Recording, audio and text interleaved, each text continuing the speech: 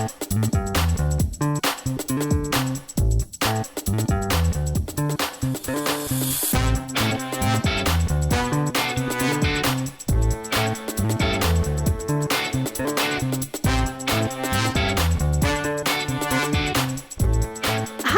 thank you for tuning in to the Postmodern Realities podcast, brought to you by the Christian Research Institute and the Christian Research Journal.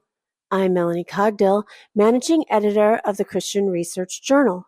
It's December 2024. This is the last podcast of this year, and you're listening to episode 426, which is a conversation about religious TikTok influencer Rev Karla.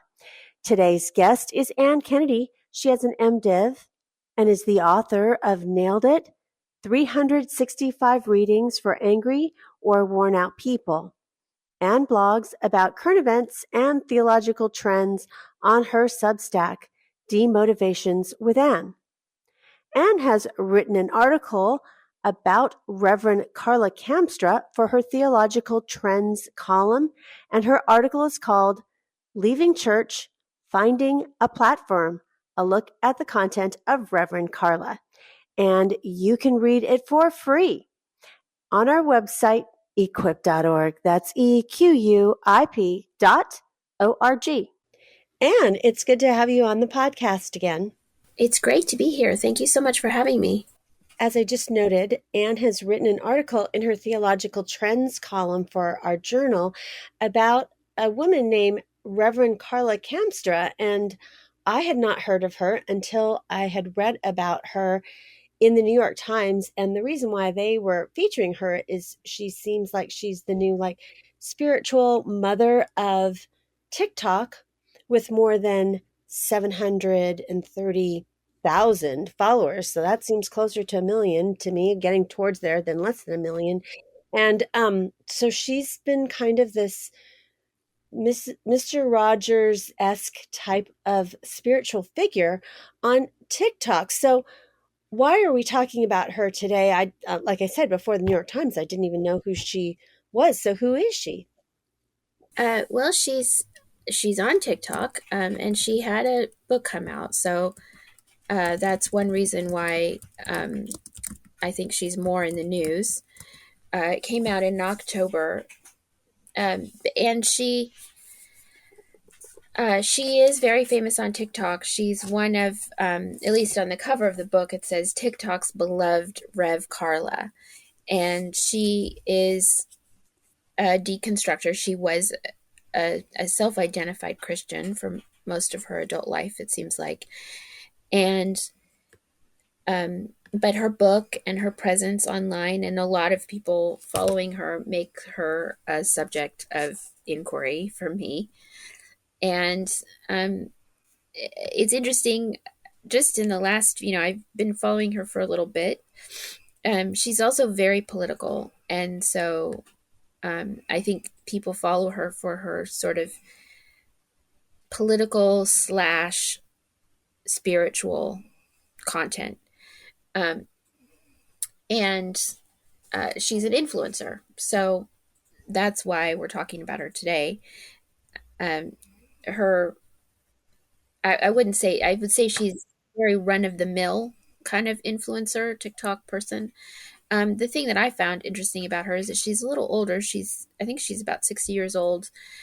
And so she's not a young TikToker. She's a person who has mastered the platform as a boomer, which she readily acknowledges. And she is very good at it. She's just kind of the typical person who knows how to use filters, respond to other people, put music over it. She does a lot of TikToks where she's not saying anything. It's just a sort of block of text and some music, and she's standing there and you just look at the expression on her face. And I'm younger than her, but I have no idea how I would go about building such a platform. So I think it's pretty interesting that she's mastered it in terms of generational divides. She's not a millennial or a Gen Z person, but she does have that kind of ethos. And her book is um, very popular. It was on the New York Times bestseller for a little bit. I couldn't exactly figure out how long it was on the list, but it was there for a bit. And so she's very popular.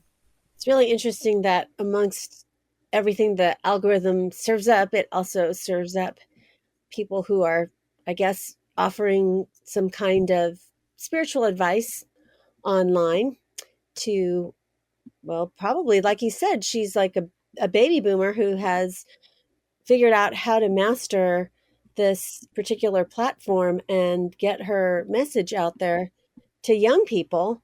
And some of the content that I saw before, she kind of had certain content a longer time ago before the election, and then she got increasingly political. So you mentioned that she had a book published, come out in October. So what is her book about, and what is the thesis of her book?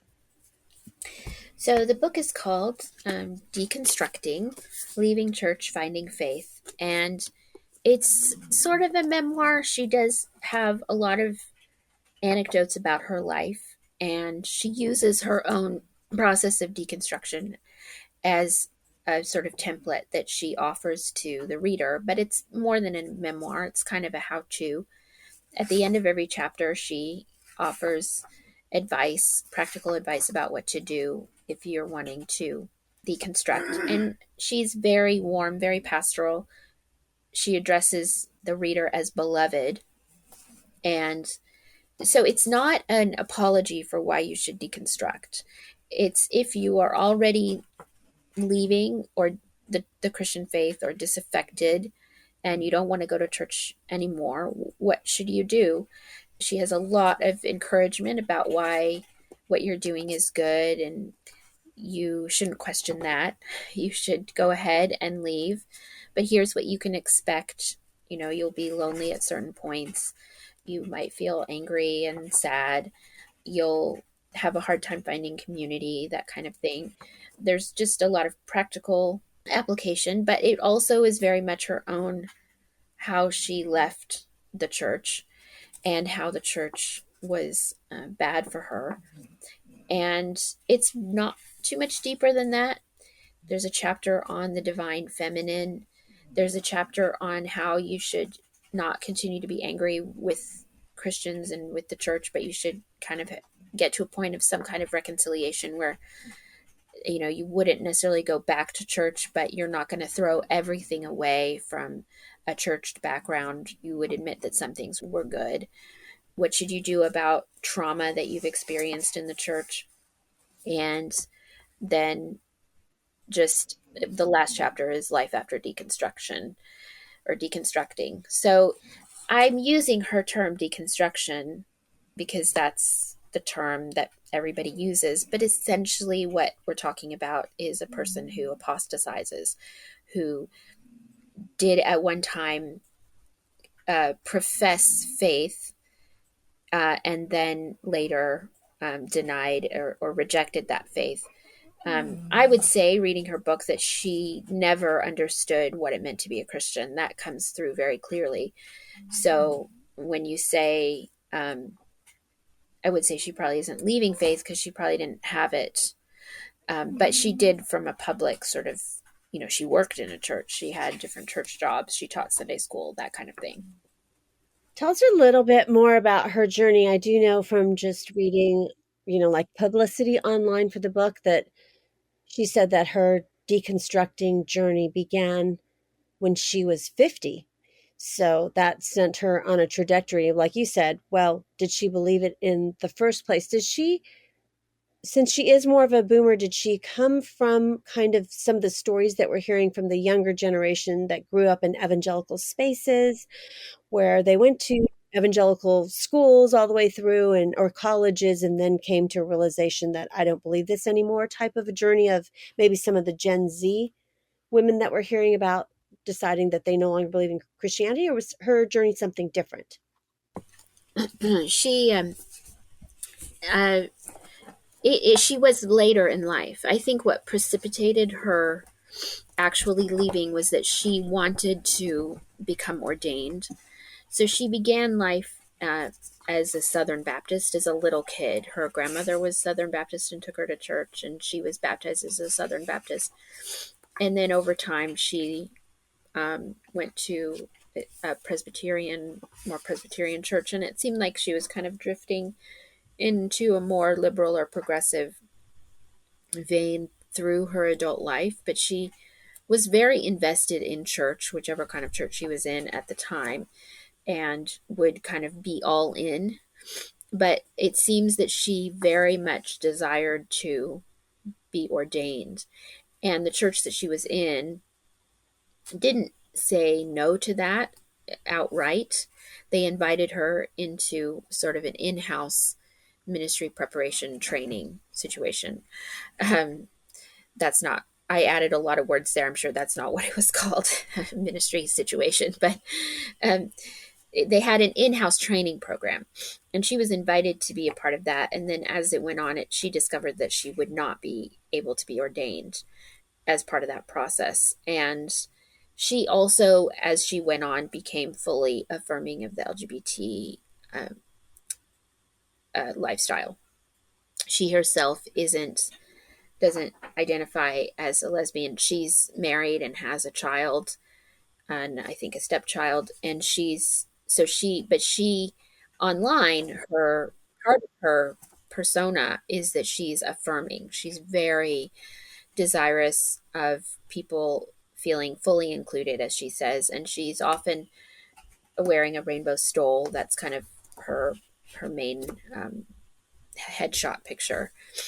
And so those two things, I think, really pushed her out of the church, or were the impetus for why she left ultimately, which is very usual. I think that's probably true for a lot of Gen Zers, and a lot of boomers, actually. The becoming fully affirming, and for her personal desire to be ordained. And I don't know if she was actually in a church that would have ordained her. I couldn't quite tell from the book, and that they just didn't want to, but it seems like it was partly because she was a woman. And so maybe there was a misunderstanding as she entered this program. She discovered that they weren't going to ordain her, and that upset her. She gradually left. She just fully embraced a progressive idea that the church's patriarchal system that puts women down and is unfair to LGBT people. So it just that was the breaking point for her.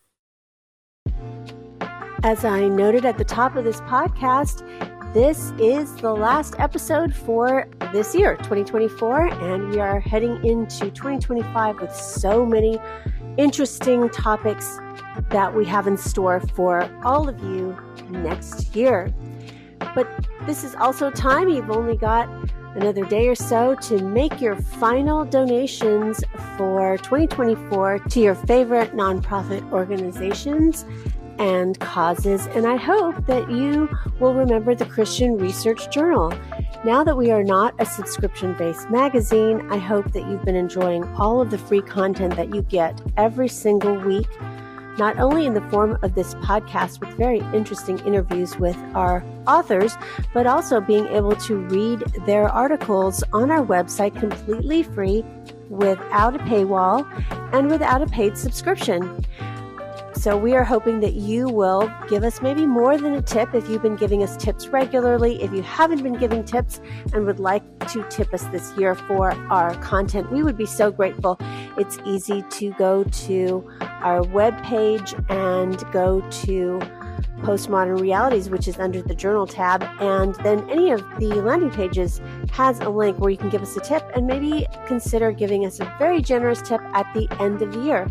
Normally, in the past, a subscription would be $33.50 for the year, but I think right now we're giving you more content than we did when we were a paid subscription magazine. So everything is free online for everybody worldwide now, and so I would like to ask you to please remember us in your year-end giving and think about this podcast and the Christian Research Journal and its outreach through the Christian Research Institute.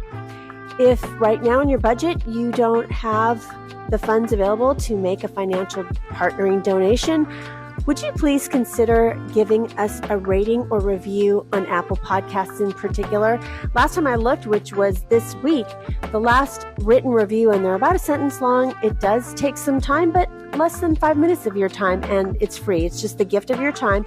If to go on there, last time I looked, I think the last actual written review we got was back in the summer. So it's been more than 6 months. I would love to see a whole bunch of new ones for the end of the year. So if you've been listening faithfully and you just have not gotten around to rating and reviewing our podcast, that would be so great because it helps us out with the algorithm.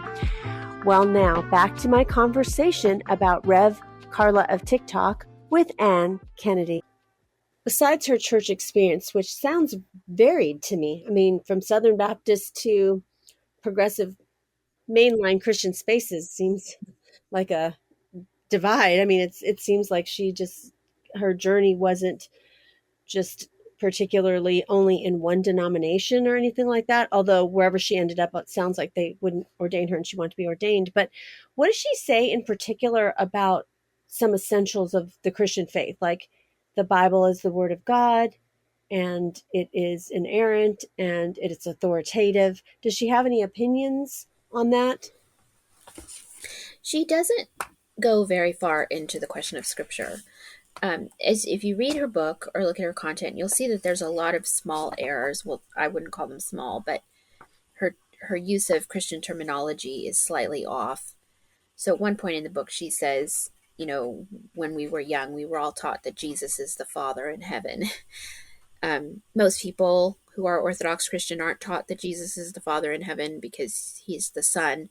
So there's little things like that you realize, well, she was not well trained as a young person and then probably through her life, or maybe she's forgotten things. I'm not sure, but her grasp of scripture isn't very deep, but she does have, I was quite interested in the book, she does have a section where she actually deals or brings up many of the texts about homosexuality. She lists them all and essentially says, you are going to have to deal with these if you're going to deconstruct, if you really believe them. It'll be hard for you. It says this in the Bible, which some readers know that I just reviewed The Winding of God's Mercy by Richard and Christopher Hayes, and they don't bring up these texts. So I thought that was kind of interesting that she goes ahead and lists them. And she does say, most Christians believe that Jesus rose from the dead, that he's divine and human. But so she doesn't exactly shy away from it, but she doesn't think that the Bible is authoritative at all. And I think if you look at her content, the only reason that you might use a Bible verse is if you have some feelings of nostalgia about it, and it just makes you feel good to have a Bible verse somewhere if it works for you. So she doesn't necessarily shy away, but I was interested. She listed these texts that I think people have a lot of trouble with, and then says it's okay to let go of them. She even answers the question because people have said to her, what if you're wrong about the Bible and God? And she says that you just shouldn't worry about that because that's living in a fear-based system, and you need to find your own path. So don't worry about being wrong. That's kind of part of the whole patriarchal system that's holding you down. So what does she think about Christ? I mean, does she think that he's just a good teacher? She mentions these verses in the Bible, but she doesn't really say, well, you can be, I guess she's considering herself a sort of Christian. I mean, when she said she's calling herself Rev Karla, is she saying I'm a certain kind of Christian? I'm not the evangelical Christians that are trying to put you down and not welcoming you. I want to be welcoming. Or what is her view? Like you said, it seems like her view of the Trinity is shaky. does she have certain views about Christ or about who God even is that she's the Rev of? Well, she only would say that you should think about God or using the word God if you feel that that is useful for you. So if you are a person who wants to be spiritual, um, but you don't feel that thinking about a person called God is helpful, it's okay to jettison that. For her personally, she said she had to grapple with who Jesus is as part of her deconstruction because I mean she did start her life as a Southern Baptist and she was Presbyterian, and Jesus is a really big part of that world. She calls herself a Christian when she kind of feels like it because she feels like all the time that she invested as a Christian before her deconstruction gives her the license or the a reason to continue to use that term because it's meaningful for her. Again, in a sort of a nostalgic sense, I think there's nothing Christian about her actual worldview or content. Um, and so her view of Jesus, she was taught as a child that she needed to um, love Jesus and be in love with Jesus. Um, but she found that that was kind of it just as she deconstructed that she did not need a savior. That was essentially the most important thing that she discovered. And so she had to reimagine Jesus as somebody that she could still love as a deconstructed adult. And what was particularly interesting about this to me is that she ended up believing that he's divine because um not a savior of the world kind of divine, but because he says in the Bible that he is in you. That means that um, you are also divine. I mean, it's a so I'll just read this bit. I have no problem accepting his divinity because he said what is in him is also in me. Who he was is also who I am. This means that we are all divine. So she accepts Jesus kind of on those terms, but that works for her. So, of course, another person would probably want to have nothing to do with Jesus in the in Christian terms or in pagan ones as well. Um, so it's just that's how it works. It's a very personal choice kind of spiritual journey. So, one thing you mentioned in your article about her book and just her, worldview and her platform is you mentioned that she's been influenced by various different Christian writers, and I found them to be very desperate. Like they were so different. So she, I guess, looked to C.S. Lewis, but also to John Shelby Spong, the late John Shelby Spong. And we will link in the show notes of this episode. We have done some critiques of a book that Spong wrote that was popular at the time before his death. But that seems like a very wide, I guess, type of resources of Christian writers that she was going to. I mean, from C.S. Lewis to Spong is the divide is quite wide there. They're very, very different. Yeah, it really shocked me. One person that also sort of was important in her path of deconstruction was Henry VIII. So she developed for a while an obsession with Henry VIII and read everything she could about him. That's what she says, but I don't think she read everything she could because he's a very nuanced guy. There's he's a bad person, but it's not simply that because he wanted a divorce, therefore we have the Church of England. It's just a much more complicated story than that. So, but he was sort of a catalyst for a while in spurring her towards deconstruction. And it was in studying his life that she discovered, she says, that the church is completely man-made and it's only because men want power that there is the church. So she just dismisses church and a huge part of Christian history because of this discovery that she made about Henry VIII.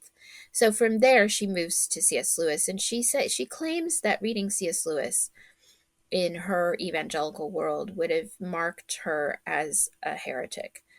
I've just found that to be an amazing thought. I know Southern Baptists. I knew Southern Baptists in the 80s and 90s myself, and all of them read C.S. Lewis. So I grew up on the mission field in a very conservative Baptist, Southern Baptist, Christian Missionary Alliance kind of world, and everybody I knew read C.S. Lewis. So I was kind of amazed that she thought that he was a subversive figure. In fact, he's done so much for bringing people into Christianity. Mere Christianity was a series of apologetics talks that he did on the radio that just served to bring many people around the world to faith in Christ. So I was very confused about how he would be such an important part of her leaving the church. It made me really question what she knows, what happens to her when she reads a book. I was astonished because then, yes, she went from that to John Shelby Spong, who's a noted heretic, an American bishop who was a byword even when I was young in the Episcopal Church. People who were kind of liberal admitted that he was completely off the rails and was not a trustworthy person. He ran his diocese into the ground, and even progressive people acknowledged that at the time.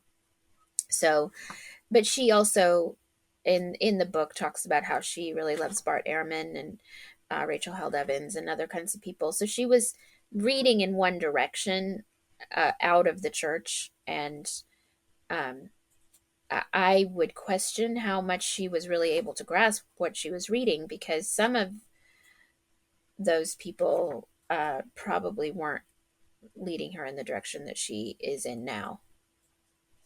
So she talks a little bit about, like you mentioned, that she talks about just her journey not being able to be ordained and the patriarchy, which seems like when we have these conversations about various female influencers, the patriarchy is kind of like the boogeyman in the background. I mean, it's very writ large, it seems like, to a lot of younger women, and also obviously for her. So she talks about, you mentioned in your article, the divine feminine. So can you tell us what the divine feminine is?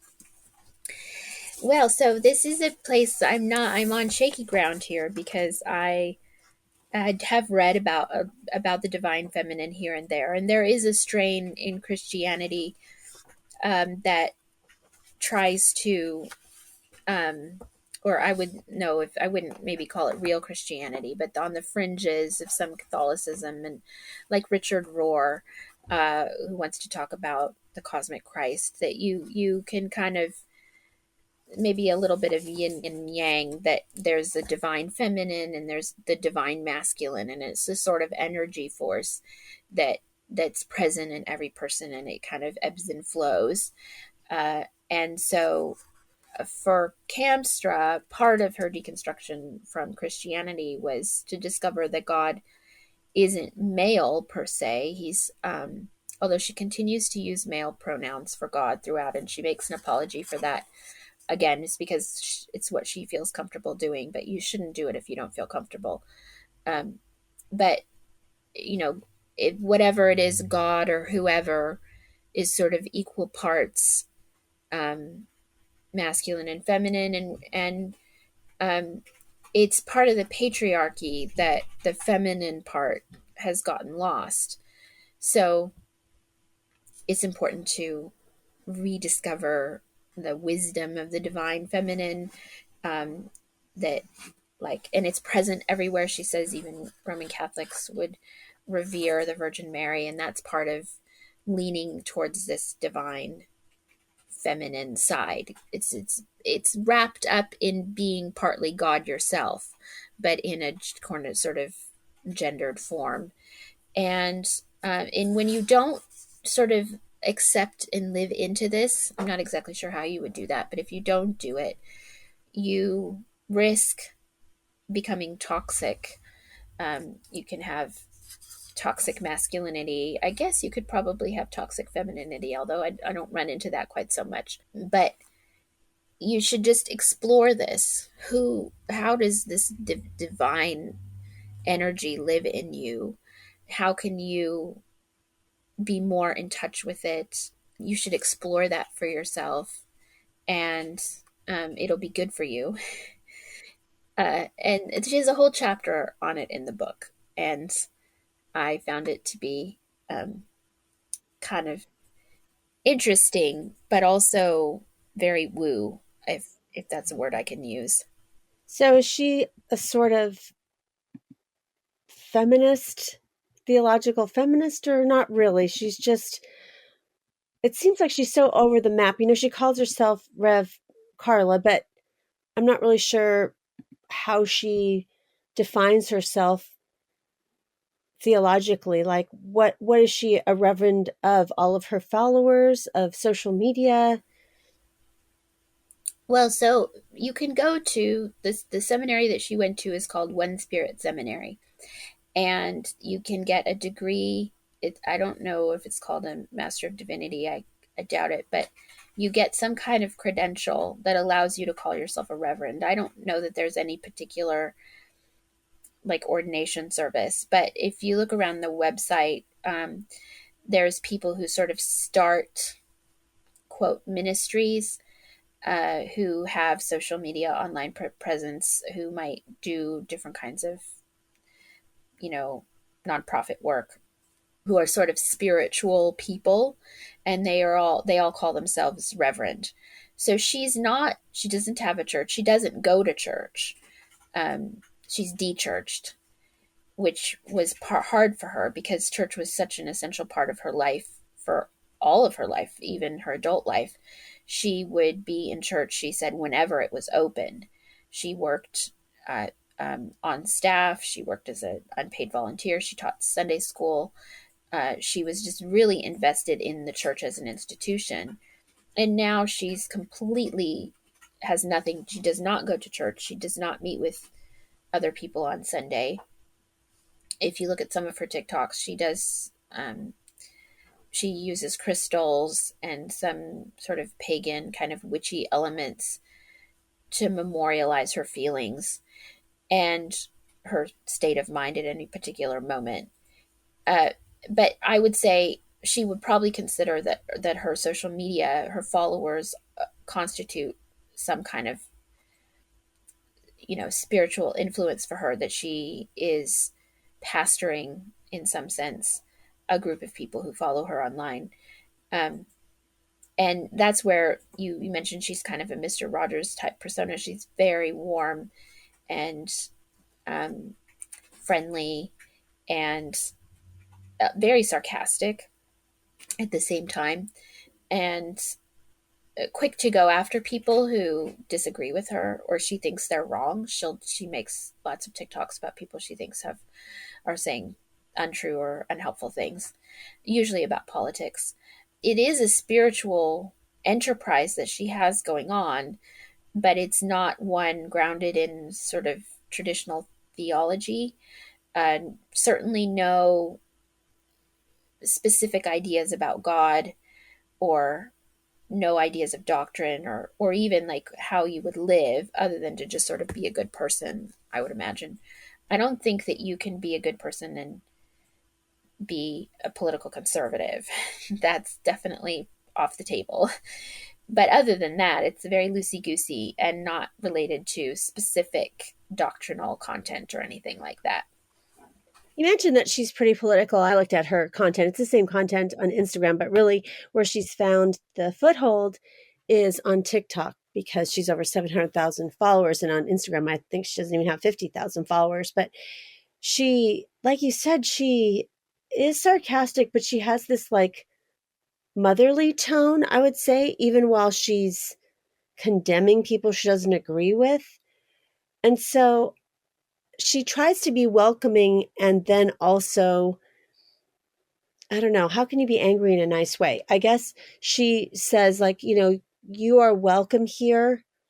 Don't let people tell you you're not accepted for whoever you want to be. So is that mainly the kind of advice that she has for people who are saying, I feel uncomfortable in the church, or should I leave the church, or I have left the church?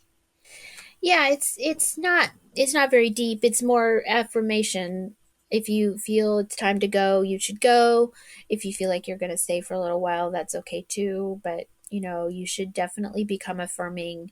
You should definitely embrace your divine feminine. You should definitely reject the patriarchy completely. Those are givens for her, but also you can live in whatever, if you aren't ready to leave church or you find that it works for you to go, that's okay. You shouldn't be judgmental of other people. And she is very warm. It isn't deep at all. um but it is, you're right, it's very motherly. And I think it's very warm, and because like a lot of content, it's pretty predictable. So I think it's probably comforting for a lot of people who feel stressed and unhappy, or they don't want to be in the church and they're lonely. And so here's this wonderful person who appears in their feed over and over again, smiling and saying, you're beautiful, whoever you are, you're beloved.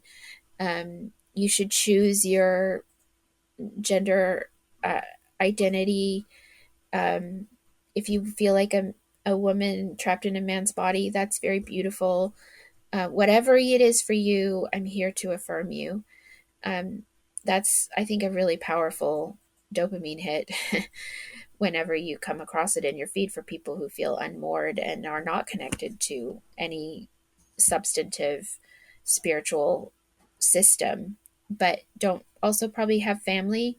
Increasingly, I think with the election especially, she did several TikToks about how if you felt like you had to cut your family off, that would be, and that worked for you, that would be very good. And that's okay. Don't feel like you've done the wrong thing. Don't let anybody get you down. um, and when you feel really lonely, yes, of course you feel lonely, that's okay too, kind of, which I found really shocking.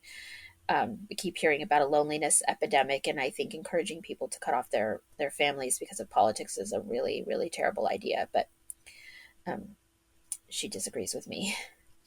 Why do you think for spiritual advice, she's just resonated with so many people? Is it because, I mean, and I don't know what the demographics of her followers are. Are they all over the map? I don't know that we could know that actually, except for her. Maybe she could run some analytics. But what is her appeal? Just that she's telling people they can do whatever they want. And as a quote unquote reverend, she's agreeing with them, whatever that is. Except, of course, as you said, to disagree with her point of view. Yeah, I think she appears to be kind of intellectual. She has the persona of knowledge and wisdom, and um and she's saying all the things that people who sound smart today would say. So in that sense, she's just very agreeable to the kind of people who feel alienated by Christianity. And it's interesting because, millions of people have left the church over the last 25 years. The book, The Great Dechurching, is such an interesting look at that. Lots and lots of people just found that church isn't for them, and they may not have had deconstructing feelings about it. They just drifted away. But if you can form an identity around something like that, like, oh, I was hurt, or oh, this went wrong for me. And I think even if you had a vague idea of, oh, I just don't want to go to church anymore, and you didn't even know why, and you came across Rev Karla, she would give you a whole lot of reasons that are very acceptable for the moment. And she would give you language to talk about it. She would give you a sense of peace that you had done the right thing and that you just should not bother to go back. So I think because there are many, many people out there who have just stopped going, who've stopped identifying as Christian, and who feel rootless, people like Karla, Kamstra are a heady drug. I think they just give people what they are looking for anyway in a very bite-sized, digestible package. And um, so I think that's why she's so popular. And of course, the algorithm feeds that. So if she's showing up in certain kinds of feeds, people are looking for that. They're going to find it, and then if they watch it more, they'll watch more and more and more of it. Um, and so she even talked recently about feeding the beast, kind of that she knows she's realizing that a lot of the content that she's made is being driven by the algorithm, and so um, it was very profitable for probably for TikTok, and I don't know if she's making money, but it just feeds on itself, and in some sense it's sort of spiritual, because it acknowledges that you're a spiritual being. It doesn't have substantive doctrinal content, as I said, but it does acknowledge that you're not just a materialist being. There's something beyond you that you should that it's okay to feel feelings about without having to delve in it substantially, not without having to think about what it actually means or the implications of what of anything. Um, but I also, it does feel a little bit like an inoculation. So if you were a young person who had grown up in church and you just didn't want to go anymore, you knew some of the jargon, Christian jargon, but not all of it, and you felt uncomfortable in a youth group or something like that, and then you came across Rev Karla, you would just be given a whole world of reasons why your vague feelings were totally legitimate, and that you don't need to pursue any more thoughts about that. You shouldn't investigate the Christian faith. It's not worth it. It's meaningless, or it's bad, even. It's better just to continue on the path that you're on. And if anybody gets in your way, they're a hater and they don't love you. That's, I mean, honestly, it feels to me totally demonic, but it's how a lot of social media works anyway. And it's very powerful, and therefore I think very dangerous. What's really interesting to me across all kinds of subgenres of interests, for people who are, I've said in other podcasts, like if you love knitting, there's a group for you on TikTok. If you like, art history, name it, religion, there's something for you. And then if you amass all these followers, it seems like publishers or things like that are like, ooh, boy, you have 1 million followers. You're not a trained chef, but let's give you a cookbook because these are just all of your recipes, from your grandma or whatever. So they publish these things and they sell well. And I guess that's why Reverend Karla, she must have something to say. So a publisher thought, wow, let's just gather it together.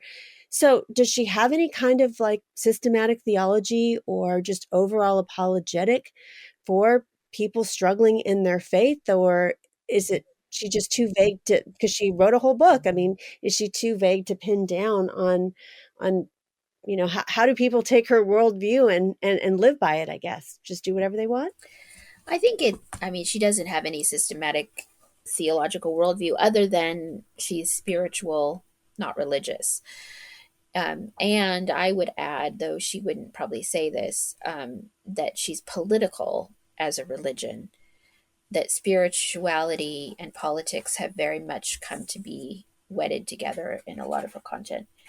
And but I don't think that's on. I don't think she would probably acknowledge that. It's just from watching a lot of her TikToks that's what it appears to me. Um, I think she would definitely say whatever works for you is fine, as long as you're affirming, and as long as you're a feminist and you reject the patriarchy. Those are the highest goods. It doesn't. Who God is secondary. That's really something you can decide for yourself. So it's, I mean, that's sort of, I guess, run of the mill American spiritualism right now, the kind that you find everywhere, that's not well thought out, but it has kind of a moral veneer over it. So it gives you some framework for how you might live your life or how you might think of the world. Because I've watched a lot of people talk about manifesting and things like that. um, she would probably say that that's fine if that works for you. Although I was pleased to see that she had a short TikTok explaining to somebody who was telling her that she shouldn't say negative things because she would manifest negativity into her life and that she should be careful about that. She answered that person pretty swiftly and well. I thought that like that's ridiculous. um, Thinking bad thoughts isn't going to bring the universe down on your head. So there's some sort of flashes of sense here and there, but um, she doesn't flesh them out. She just takes them as a given, and yeah, there's no systematic theology other than the self being very highly valued as long as it conforms to certain moral goods of the moment, like being affirming of the LGBT acronym. Our listeners can look for Anne's review on our website about the dechurching, but I think a familiar theme in most of these stories is that people kind of feel some kind of a religious trauma, that they've been harmed by the church, and so it just feeds into this emotional doubt, and then they find themselves to Reverend Karla. So I would just like to ask you as we end, somebody might think, well, Reverend Karla sounds good to me. I mean, I am having emotional doubt because any number of things. A lot of times it will be. Anne's husband Matt has written an article for us on what to do, how parents might change their minds about homosexuality based on their own experience or their kids or something like that. And so, what is a word that you have for people who are just struggling with emotional doubt and saying, okay, the church has harmed me. This happened to me. The church is full of hypocrites. They were never there for me. And so I've just been wounded and have this trauma. And so therefore, maybe I need to deconstruct from Christianity and reconstruct my own religion. It kind of seems like Reverend Karla's taken a little bit here and there from all different kinds of spiritual sources. I've been thinking about this recently. I think that the question of spiritual trauma and that how quickly it's referred to, people appeal to it very quickly when they are thinking about leaving the church, or they just feel like they don't believe anymore. They don't know what they believe in. And there are two aspects of it that I think are really crucial.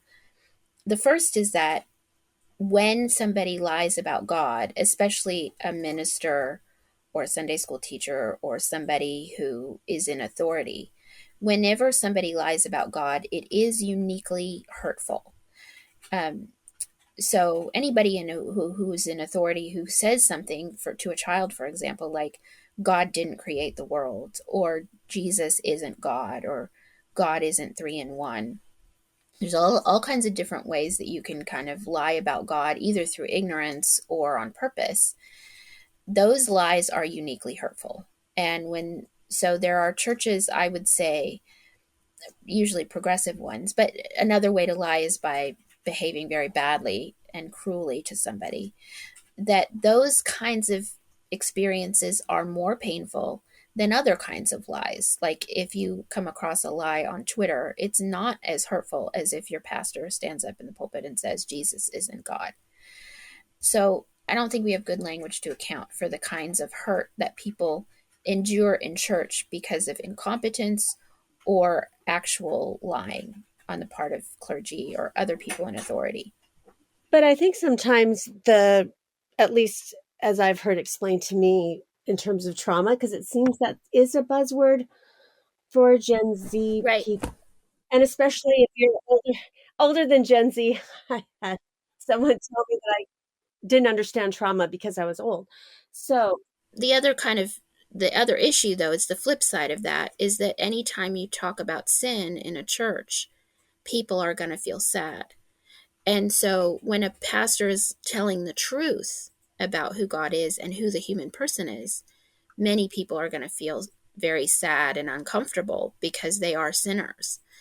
And so um, that's where I think the two get sort of jumbled together by many people. They think, okay, well, I've been told I'm a sinner. I've been traumatized.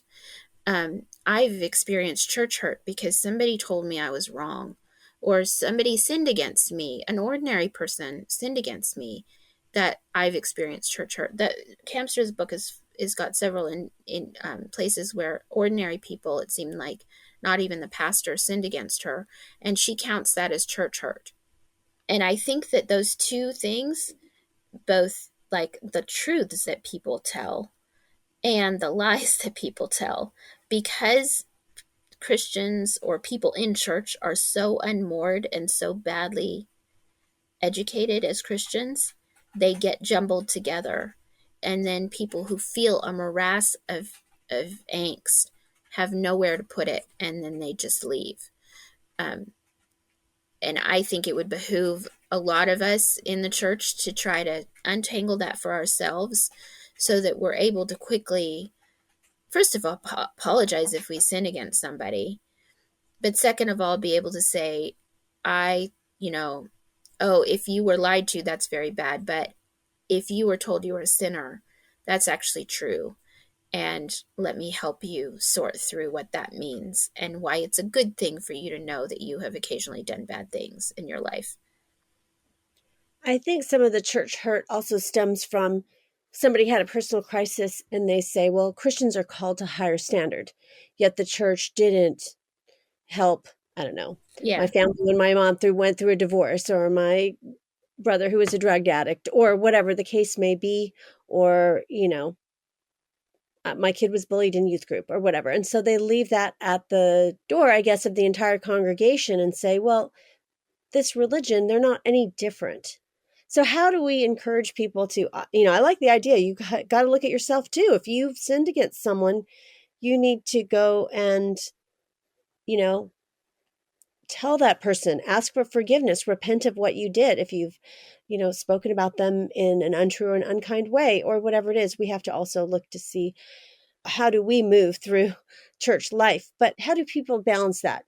Listening to the truth that they are sinners, that things that people do that they love dearly, maybe a family member, that we can't condone that because we love them. So the cost might be high to you personally, but how do people navigate that? Because it does seem real that they're saying, okay, it's trauma now. I think I would say this to anybody who's listened to, who appreciates Rev Karla's content. Even lately, she's acknowledging that she's losing a lot of followers because she started to talk about prepping a lot. Everybody will disappoint you.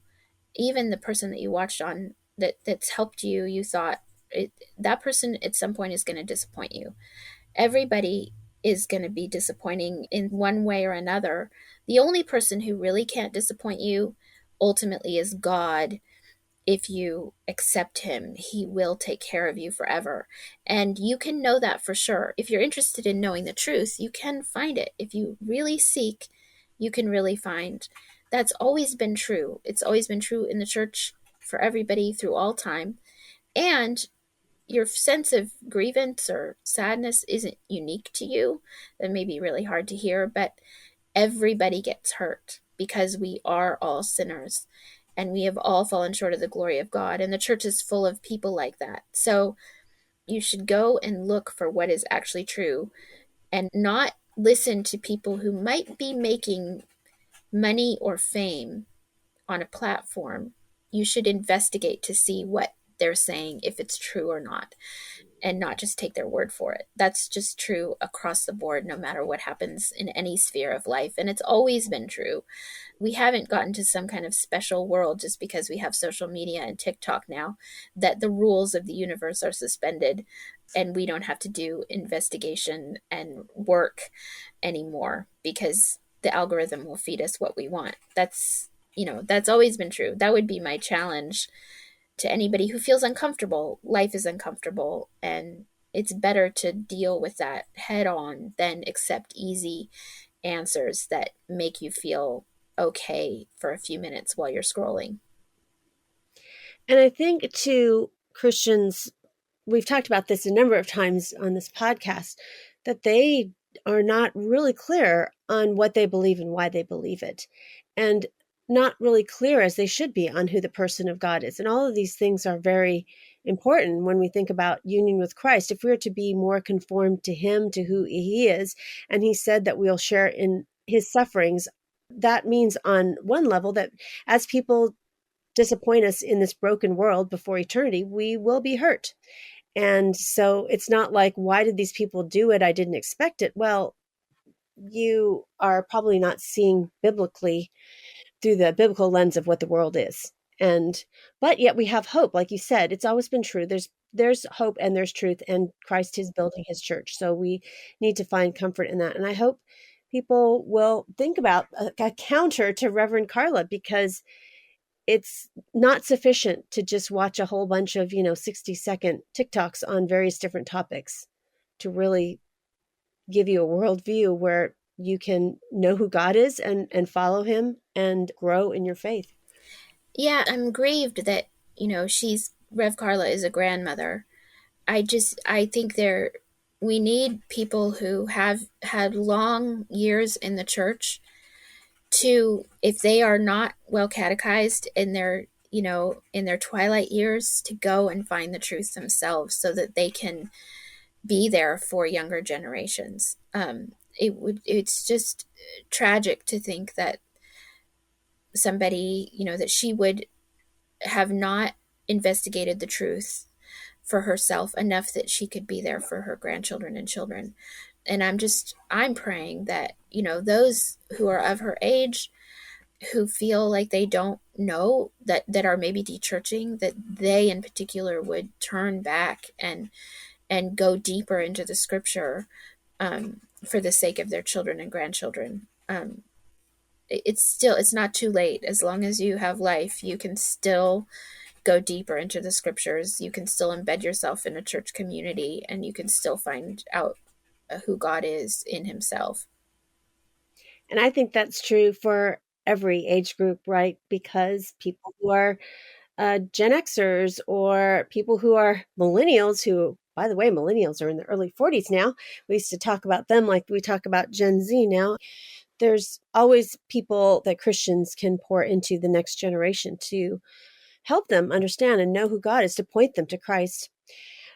So this has been a lot to think about, and I have a fun question for Anne on a completely different subject. And of course, I also want to point everyone to, because it's just the end of the year and like a day, that we have had a podcast years ago with Anne on should you keep New Year's resolutions. So you can check that out on our website. We also had a podcast on that. But speaking of New Year's, Anne, does your family gather to watch the ball drop to see the actual New Year come in at midnight? We actually have never done that because we have a television, but it's not hooked up to anything. We have to use a cord to connect it to a computer to watch a movie or something. And so I think I've only seen the ball drop on television one time in my life. But what we have often done is, when our children were little especially, was pretend that it was midnight, like several hours earlier, and then sing a song and kiss everybody goodnight and then go to bed. We can't do that as well anymore, but I have a really hard time staying up that late. Wow, I think that's a fun fact about Anne Kennedy. I don't know that I've ever heard anyone say they've only seen the ball drop one time. Well, Happy New Year to you, Anne, and thanks for being a guest on the Postmodern Realities podcast. Happy New Year to you too. This has been great. Thank you. You've been listening to episode 426 of the Postmodern Realities podcast. It is the last episode of 2024. Today's guest was Anne Kennedy. She has written an article for her Theological Trends ongoing column for the Christian Research Journal. Her article is called Leaving Church, Finding a Platform, a look at the content of Rev Karla. And you can read it for free at equip.org. That's EQUIP.org.